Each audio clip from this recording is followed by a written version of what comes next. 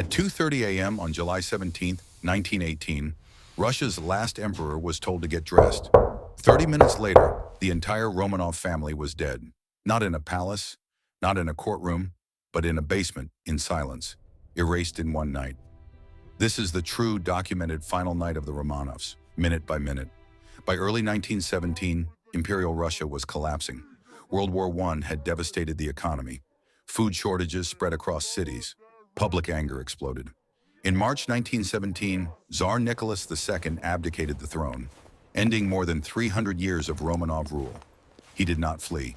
He did not resist. At first, Nicholas, Empress Alexandra, and their 5 children were held under house arrest at Tsarskoye Selo. After the Bolsheviks seized power in November 1917, everything changed. The new regime viewed the Romanovs not as prisoners, but as symbols that had to disappear. In April 1918, the family was moved east to Yekaterinburg, deep in the Ural Mountains. They were placed inside the Ipatiev House. The Bolsheviks renamed it the House of Special Purpose. Windows were painted white. Freedom was gone. The family consisted of 11 people: Tsar Nicholas II, Empress Alexandra, their daughters Olga, Tatiana, Maria, and Anastasia, their son Alexei, suffering from hemophilia, and 4 loyal servants: Dr. Eugene Botkin, maid Anna Demidova, cook Ivan Karatonov, footman Alois Trupp. By July 1918, Russia was in civil war. Anti-Bolshevik White Army forces were approaching Yekaterinburg. Local Bolshevik leaders feared the Romanovs could be rescued. Moscow issued no clear written execution order, but regional authorities decided not to wait. The decision to kill the family was made quietly.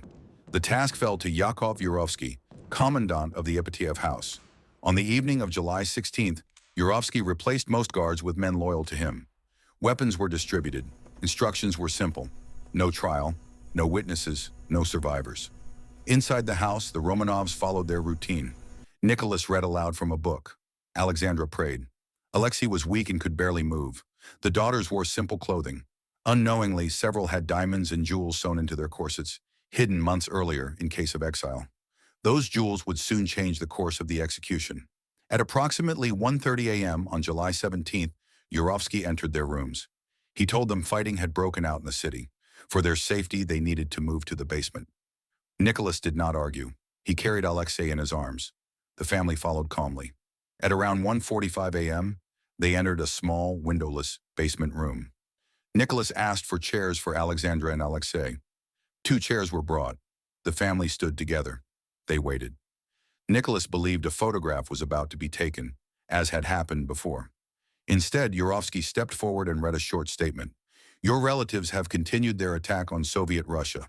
Therefore, the Ural Executive Committee has decided to execute you." Nicholas managed to say one word. "What?"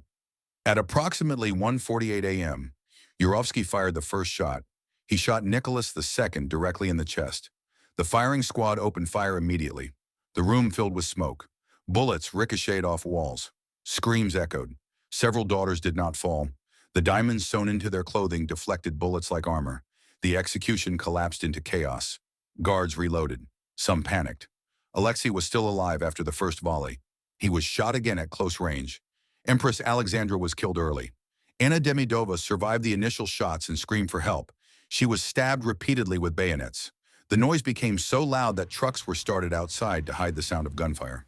After nearly 20 minutes, the room went silent. All 11 were dead. By around 3 a.m., the bodies were wrapped and carried outside.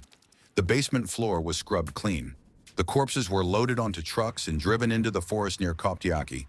They were taken to an abandoned mine shaft called Ganina Yama. Clothes were burned. Bodies were stripped.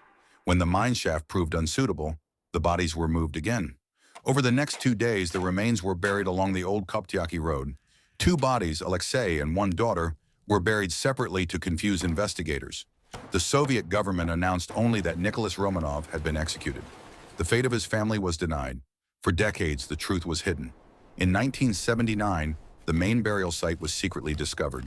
After the fall of the Soviet Union, it was officially exhumed in 1991. DNA testing confirmed the identities. In 2000, the Russian Orthodox Church canonized the Romanovs. In 2008, Russia officially recognized them as victims of political repression. The Romanovs did not die in a revolution's courtroom.